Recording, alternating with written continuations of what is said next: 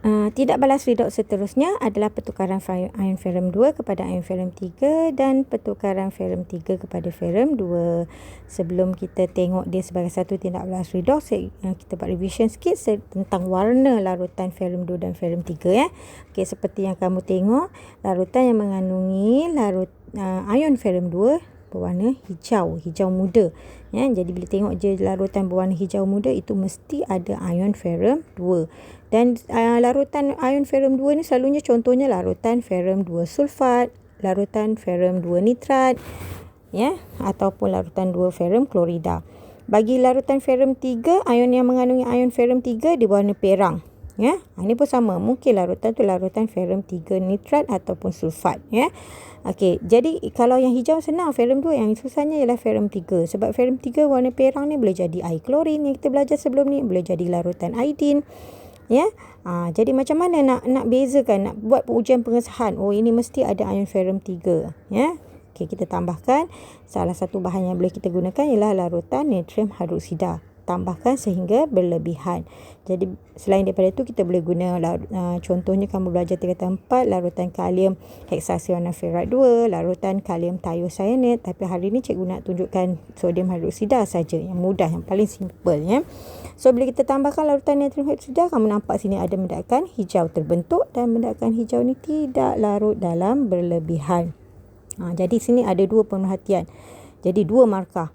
Mendakan hijau terbentuk, tidak larut dalam larutan natrium hidroksida berlebihan, markah yang kedua. Ya.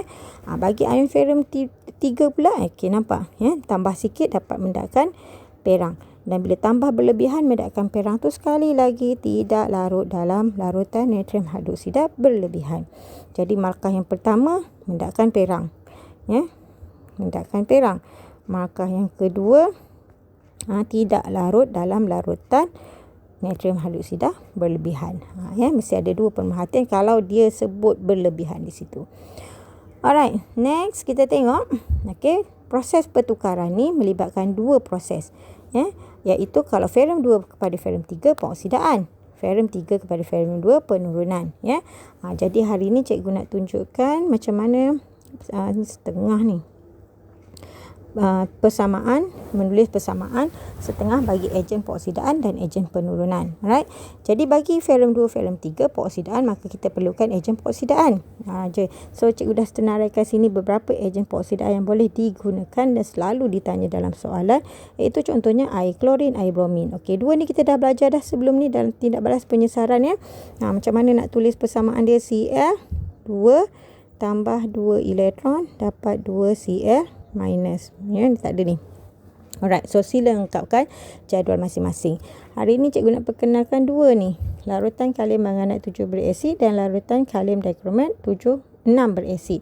Ya, jadi dua perkataan ni wajib. Larutan berasid. Kalau kamu miss dua ni, salah. Contohnya soalan ditanya, apakah contoh ejen pengoksidaan yang boleh digunakan? Okey, kamu tulis larutan kalium dikromat 6. Full stop. Tak ada asid. Salah.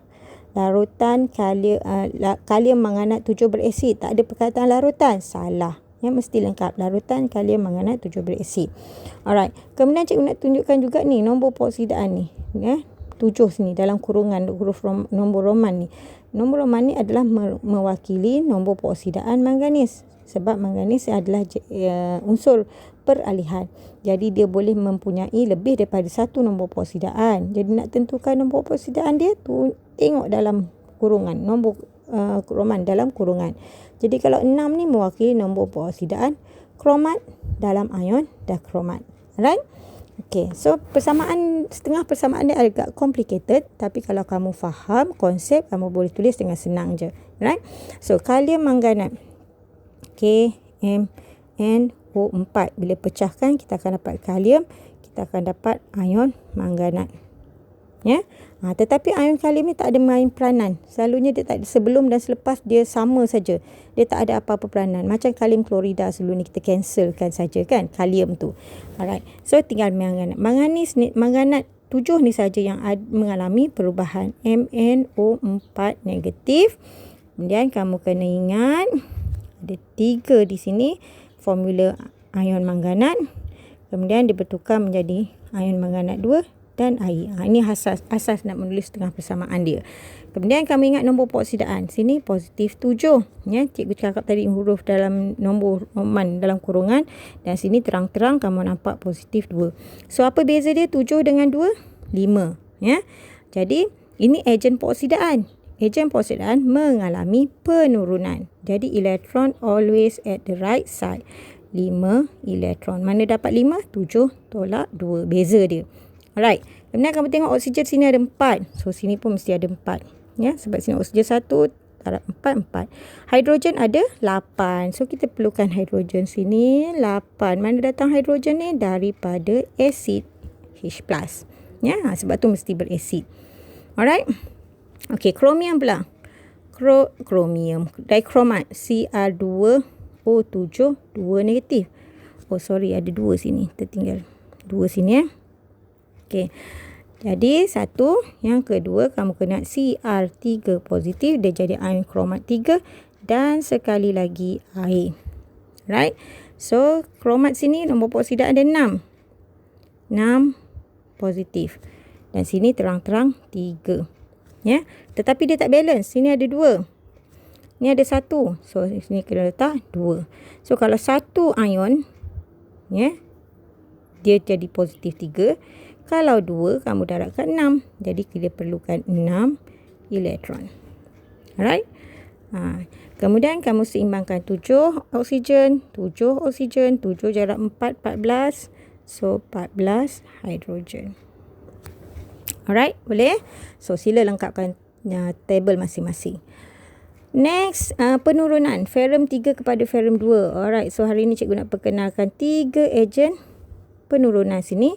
Iaitu logam, mesti logam yang lebih elektropositif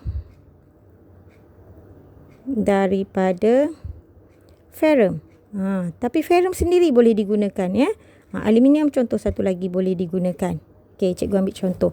Dia ejen penurunan tetapi mengalami peoksidaan. Jadi magnesium dioksidakan kepada ion magnesium dengan menderma 2 elektron. Zinc sama. Ya, dioksidakan derma 2 elektron.